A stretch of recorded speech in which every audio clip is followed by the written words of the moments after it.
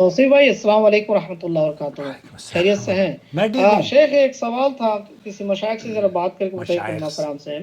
کہ ایک بھائی کو جو ہے پروسٹیٹ کی پرابلم ہے، میں نے پیشاب کا قطرہ کبھی کبھار جو ہے ہلکا آ جاتا، انہوں نے حال ہی میں آپریشن کرایا ہے جی، تو اتنا سکسیس تو نہیں ہوا ہے، اور ان کو حج پہ اللہ جانا شفا ہے۔ دے، اللہ ان شفا کا دے۔ سوال یہ ہے کہ اگر طواف کے دوران یا اور کہیں بھی حسب ضرورت جو ہے اگر ہم پیمپرس پہن لیں تو کیا یہ جائز رہے گا؟ مطلب یعنی کہ مطلب احرام باندھیں اور اس کے ساتھ جو ہے پیمپرس ہم پہن لیں۔ دوستو، بھائیوں اور بہنوں، بیماری کی حالت میں بہت سارے ایسے معتمر یا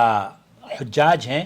جو کہ مکۃ المکرمہ میں ہیں، اور بہت سے ایسے لوگ ہوتے ہیں جو مکہ مکرمہ میں داخل ہو چکے ہیں اور انہیں دوران سفر ہی کسی بیماری سے وہ لاحق ہو جاتے ہیں۔ اللہ تعالیٰ ہمارے بیماروں کو شفا یابی عطا فرمائے۔ سماحت الشیخ،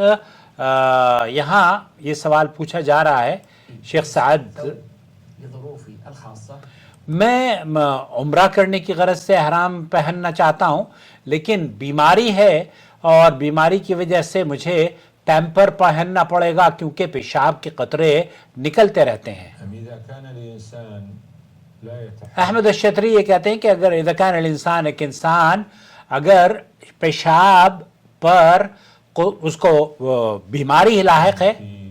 خروج البول، اور پھر اس نے عمرے کا احرام باندھا ہے یا حج کا احرام باندھا ہے، تو اسے چاہیے کہ وہ پیمپر پہن لے۔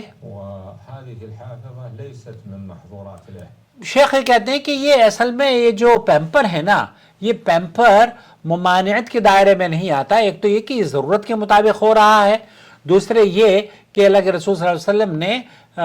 جن چیزوں کو پہننے کو منع فرمایا ہے یہ اس میں شامل نہیں ہے، بلکہ ضرورت کے تحت بعض مرتبہ یہ ہوتا ہے کہ آپ اینکل پہ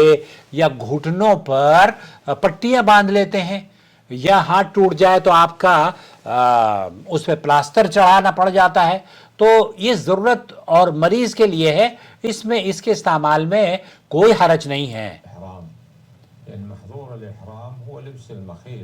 لبس المخیط کو اللہ کے رسول صلی اللہ علیہ وسلم نے منع فرمایا ہے، البتہ یہ ضرورت کے تحت ہے۔ محظورات المخیط، یہ پیمپرز لباس کا وہ حصہ نہیں ہے جس کے لیے اللہ کے رسول صلی اللہ علیہ وسلم نے منع فرمایا ہو۔